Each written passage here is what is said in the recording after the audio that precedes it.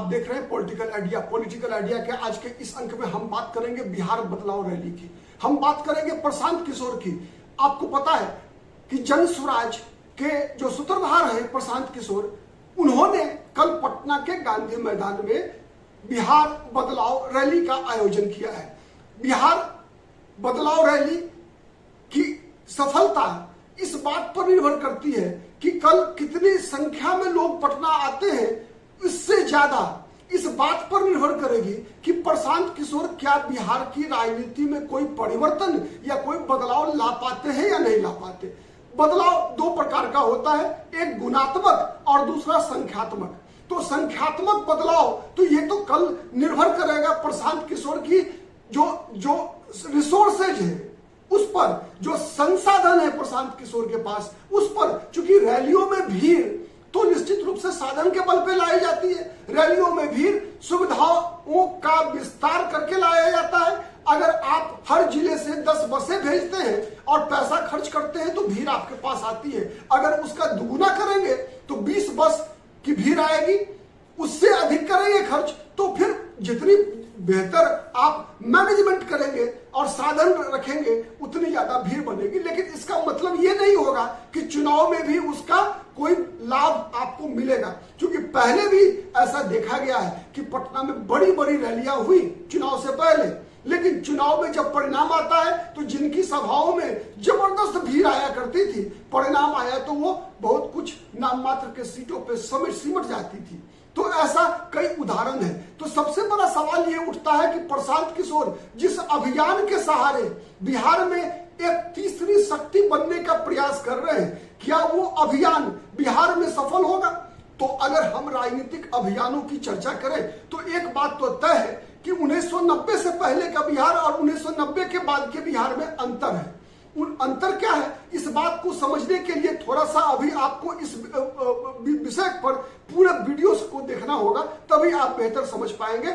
मैं सबसे पहले बात कर रहा हूं 1990 से पहले की। जो उस पीढ़ी के लोग हैं उनको याद होगा, उसके बाद के जो लोग हैं उन्हें याद नहीं होगा, उन्हें पढ़ने की आवश्यकता है या फिर अपने बुजुर्गों से पूछने की आवश्यकता है। एक जो मौलिक अंतर है 1990 से पहले की राजनीति और 1990 के बाद की राजनीति में, उसमें एक सबसे पहला 90 से पहले क्या हुआ करता था, 90 से पहले राजनीति होती थी दक्षिण पंथियों की, मतलब जो हिंदुत्व की राजनीति वो करने वाले थे, जो राष्ट्रवाद की राजनीति करने वाले थे, ऐसे लोगों को दक्षिण पंथी पार्टियां या दक्षिण पंथी नेता कहा जाता था।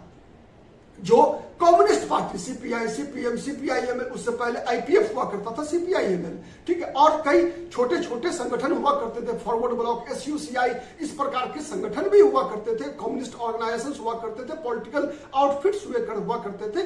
तो ऐसे लोग जो संगठन थे, ऐसी जो पॉलिटिकल पार्टी थी, वो अपने कम्युनिस्ट मुद्दों के आधार पर राजनीति किया करती थी।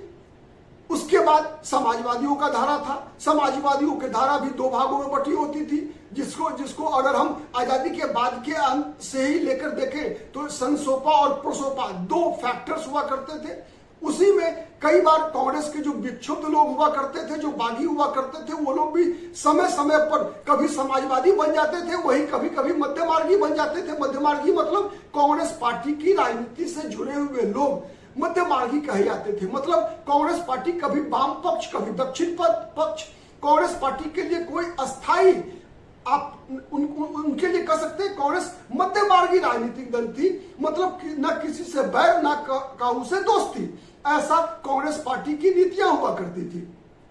उसके अलावा बिहार की राजनीति का अगर हम मूल्यांकन करेंगे तो देखेंगे कि बिहार की राजनीति में कई किसान नेता हुआ करते थे, बिहार की राजनीति में कई मजदूर नेता हुआ करते थे, बिहार की राजनीति में कई सहकारी नेता हुआ करते थे। लेकिन 1990 के बाद जो एक परिवर्तन आया, वह परिवर्तन, उस परिवर्तन के दौर में और उसके बाद आप कह सकते हैं कि ये सभी चीजें खत्म हो गई। ये बातें खत्म हो गई कि कौन वामपंथी आंदोलन का नेता है, मतलब कौन कम्युनिस्ट है, कौन कॉमरेड है। कई कॉमरेड भी सुविधा के अनुसार, मैं कई नाम बता सकता हूं, जो कि कई कॉमरेड ऐसे थे जो कि भाजपाई भी बन गए। रामचंद्र सहनी नाम के एक प्रसिद्ध कम्युनिस्ट नेता हुआ करते थे चंपारण के, वो भाजपाई हो गए। कई ऐसे कम्युनिस्ट थे, यमुना सिंह जैसे लोग, जो कि राष्ट्रीय जनता दल या जनता दल कह सकते हैं, लालू प्रसाद यादव के दौर में लालू प्रसाद यादव के साथ चले गए। कई ऐसे और कुछ लोग थे जो साथ में रहे, अभी भी हैं, कम्युनिस्ट आंदोलन से जुड़े हुए हैं। लेकिन कम्युनिस्टों, भारतीय जनता पार्टी, दक्षिणपंथी पार्टियां, लालू प्रसाद यादव को जो बहुमत की आवश्यकता पड़ी तो भारतीय जनता पार्टी जैसे कैडर बेस्ड ऑर्गेनाइजेशन भी टूट गई। बिहार में कौन, बीजेपी के जो उस समय में जो प्रदेश अध्यक्ष थे इंदर सिंह नामधारी, बहुत बड़े नेता हुआ करते थे, समरेश सिंह, ऐसे नेता भी टूटकर राजद के साथ चले गए थे। कांग्रेस पार्टी मध्यमार्गी दल थी। किसान नेता के रूप में अगर देखेंगे तो कई नाम हुआ करते, सहकारी नेता तपेश्वर सिंह जैसे लोग हुआ करते थे, जिनके पुत्र आज अजीत सिंह है, बिस्कोमान की राजनीति से जुड़े हुए हैं।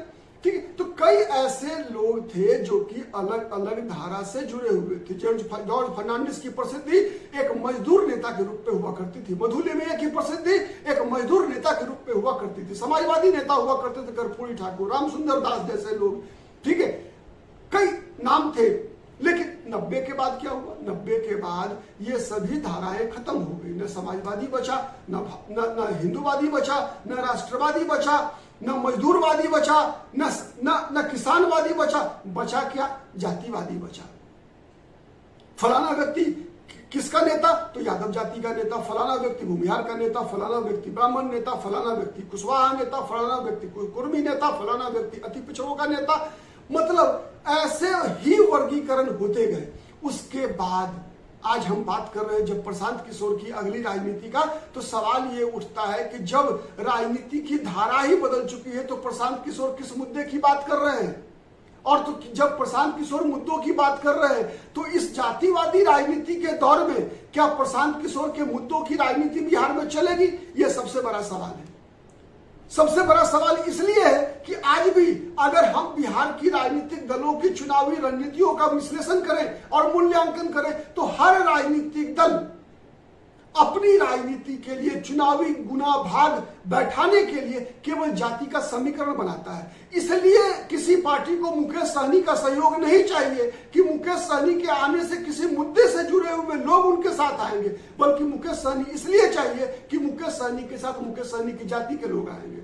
चिराग पासवान इसलिए नहीं चाहिए एनडीए को कि चिराग पासवान के साथ चिराग पासवान की विचारधारा से प्रभावित लोग उस गठबंधन के साथ जुड़ेंगे। चिराग पासवान इसलिए चाहिए कि चिराग पासवान की जाति के लोग चिराग पासवान से उसके माध्यम से उस गठबंधन से जुड़ेंगे। नीतीश कुमार इसलिए नहीं चाहिए बीजेपी को या फिर लालू प्रसाद यादव के गठबंधन को कि नीतीश कुमार के साथ एक समाजवादी जो परिवारवाद का भी विरोधी रहा है, जो कर्पूरी ठाकुर का शिष्य रहा है, जो किशन पटनायक का शिष्य रहा है, जो जॉर्ज फर्नांडिस के साथ राजनीति करने वाला नीतीश कुमार नहीं चाहिए, जिससे कि जॉर्ज फर्नांडिस की राजनीतिक धारा को मजबूती मिलेगी और उस धारा में विश्वास करने वाले लोग उस गठबंधन से जुड़ेंगे। बल्कि नीतीश कुमार इसलिए चाहिए किसी गठबंधन को कि नीतीश कुमार के साथ नीतीश कुमार की जाति के लोग उनके साथ आएंगे। सवाल यह है सबसे बड़ा। तो क्या इस दौर में प्रशांत किशोर के लिए कोई स्पेस बचता है? अगर बचता है तो क्या प्रशांत, दो सवाल उठता है, क्या प्रशांत किशोर भी इसी प्रकार से कोई जातिगत या धार्मिक समीकरण बनाएंगे? बनाने का प्रयास तो उन्होंने किया है। आप याद कीजिए प्रशांत किशोर की राजनीति में एक तरह से बिहार में जो पहले मुद्दे जिस पर प्रशांत किशोर ने राजनीति करने का प्रयास किया, याद कीजिए CAA था। उन दिनों प्रशांत किशोर जदयू में हुआ करते थे, जदयू के राष्ट्रीय उपाध्यक्ष हुआ करते थे, बिहार में कैबिनेट मिनिस्टर का एक तरह से उनको दर्जा मिला हुआ था बिहार सरकार में। नीतीश कुमार के साथ एक अन्य मार्ग में रहा करते थे। लेकिन CAA के खिलाफ प्रशांत किशोर और पवन वर्मा इन दोनों ने जदयू से बाहर जाने का फैसला किया और उसके बाद ही प्रशांत किशोर ने अपनी अलग राजनीतिक धारा एक विकसित करने का प्रयास किया है बिहार में। तो उनकी शुरुआत कहां से हुई? CAA के विरोध से। अब जोड़िए उसको, जब प्रशांत किशोर जनसुराज के लिए पदयात्रा कर रहे थे, हर जिले में जा रहे थे, सबसे ज्यादा निशाने पर कौन वोट बैंक था? मुस्लिम वोट बैंक था। हर जगह जाकर ये पूछ रहे थे मुस्लिम मतदाताओं से कि बात बताइए, आप कब तक तेजस्वी यादव के कहाड़िया बन के रहिएगा? तेजस्वी यादव यादवों को तो टिकट देते हैं, यादवों को विधायक बनाते हैं, लालू यादव का बेटा मुख्यमंत्री बनेगा, आपका बेटा मुसलमानों से स्पष्ट पूछते हैं आपका बेटा क्या बनेगा, आपका बेटा तेजस्वी यादव कहाड़िया बनेगा? तेजस्वी यादव तो टिकट भी नहीं देते हैं मुसलमानों को।